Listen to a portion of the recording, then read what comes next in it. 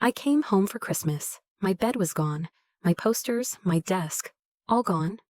My parents sold my room to build my brother a man cave, and when I asked why, they said I don't live there anymore. So I left, quietly, but not empty-handed. 2 years of working nights in a city none of them ever visited.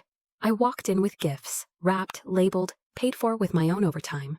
Mom was setting the table. My room was gone. I stood there, suitcase still in hand. My bed, replaced with a leather recliner and neon beer sign.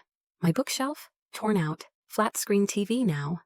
Dad walked in and said, "Your brother needs space to relax. You're barely here." I said nothing, just smiled. Last year I paid off their utility debt, $4,800. Never mentioned it. I sent money when my brother crashed his car. He never even said thanks. That night, Mom said quietly, "Your stuff's in the garage. Don't be dramatic." So I slept in the car. I didn't yell. I didn't cry. I drove 6 hours back in silence. They didn't call. Not once.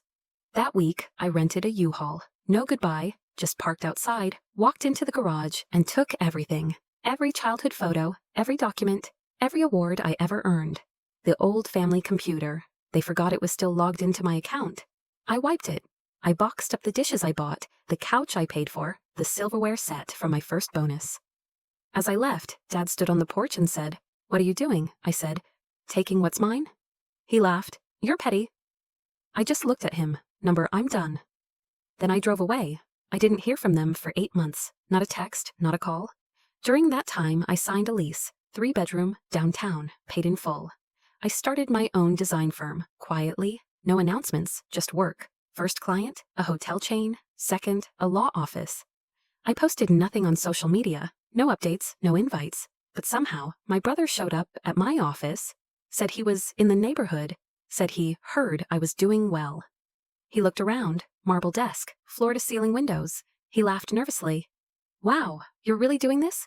I nodded. "I've always been doing this. You just never looked." He asked if I'd come home for Thanksgiving. I said I'd think about it. I didn't. Last week, Mom called. First time in over a year.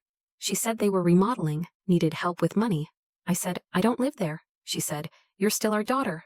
I paused, then asked, "Which room is mine now?" Silence. Then, click. That was the end of the call. I stared at the wall for a while, then turned back to my laptop.